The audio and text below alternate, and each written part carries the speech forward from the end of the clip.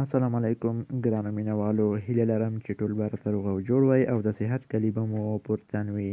نو دوستانو، که زموږ په چینل کې تاسو نوي یاستئ نو زموږ د یوټیوب چینل سره سبسکرایب کړئ او په څنګ کې ورسره د بیل نشان کلیک کړئ او آل بټن انتخاب کړئ ترڅو زموږ هره نوې ویډیو تر تاسو ژر او له ټولو څخه اول در ورسیږي.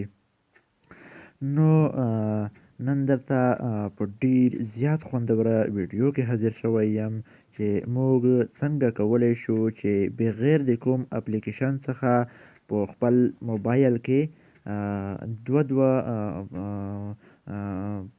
اپلیکیشن یې وکاروو، یعنې دوه مسنجر، دوه فیسبوک، دوه واټساپ او دوه ټلیګرام او همداسې نور او دوه انسټاګرام هغه اپلیکیشن چې تاسو پکې یوزر جوړ کړی وي، تاسو پکې آی ډي خلاصه کړې وي، نو هغه دوه اپلیکیشن موږ بغیر د کوم اپلیکیشن څخه کارولی شو په خپل موبایل کې. نو راځو ویډیو نوره نه اوږدوو، ویډیو شروع کوو.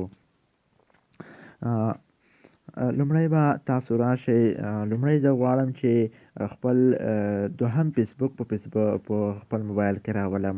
نو لومړی به راشئ خپل کوم فیسبوک چې تاسو په موبایل کې لرئ په هغې باندې به کلیک ونیسئ. کله مو چې کلیک پرې ونیوو، یعنې ګوته مو لږه پرې ونیوه، نو تاسو ته به دغه اپشن یې راکړي. نو تاسو به په دغه اپشن باندې کلیک وکړئ. انسټال سیکنډ اپ باندې به تاسو کلیک وکړئ. کله مو چې په دې باندې کلیک وکړ، نو تاسو ته به دغه اپشن راخلاص شي. نو تاسو به انسټال ووهئ. کله مو چې په انسټال باندې کلیک وکړ، اوس ګورو چې په دوهم فیسبوک موږ ته انسټالیږي بغیر د کوم اپلیکیشن څخه. لږ شان انتظار باسو.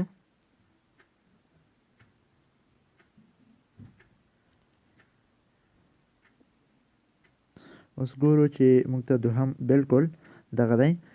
نو یو فیسبوک دغه دی، زما لومړی فیسبوک، اصلي فیسبوک. نو سیکنډ یعنې دوهم فیسبوک بیا دغه دی چې موږ ته دوهم فیسبوک هم انسټال شو. نو په هغه فیسبوک کې زما یو آی ډي شته دی. په دغه فیسبوک کې تاسو خپله دوهم آی ډي هم خلاصولی شئ. نو راځو مسنجر ته. مسنجر باندې هم لږ شان کلیک نیسو. وبخئ، لږ شان کلیک پرې نیسو. نو تاسو ته بیا همغه شان اپشن یې درکړي. دغه اپشن به تاسو کلیک کړئ. کله مو چې په دې باندې کلیک وکړ، نو په انسټال باندې به تاسو کلیک وکړئ. کله مو چې په انسټال باندې کلیک وکړ، نو بالکل دغه دی، وګورئ یو مسنجر دغه دی او بل مسنجر دغه دی. دواړه مسنجر یې دلته شتون لري، دواړه مسنجر یې راغلي. نو راځو واټساپ ته. خپل واټساپ باندې هم موږ کلیک کوو چې واټساپ هم راځي او که نه راځي. نو کله چې په واټساپ باندې موږ لږ شان ګوته ونیوه، نو راځو په دغه اپشن باندې کلیک کوو. کله مو چې په دې باندې کلیک وکړ او په انسټال باندې کلیک کوو، نو راځو دغه دی، وګورئ بالکل دوهم واټساپ هم انسټال شو. یو یې دغه او بل یې دغه. نو راځو اوس په انسټاګرام باندې هم کلیک کوو. دغه اپشن ته کلیک ورکوو. نو انسټال کلیک کوو. ګورو اوس یې وګورئ، دغه څلور ما بغیر د کوم اپلیکیشن څخه انسټال کړل: فیسبوک، مسنجر، واټساپ، انسټاګرام. او یو واټساپ دغه دی، بل واټساپ دغه دی، او ګورو یو واټساپ دغه دی، یو واټساپ دغه دی او بل یې دغه دی. یو مسنجر دغه دی، یو بل مسنجر یې دغه دی. یو ټلیګرام دغه دی او بل ټلیګرام دغه دی. نو یو فیسبوک دلته دی او بل فیسبوک بیا دلته دی.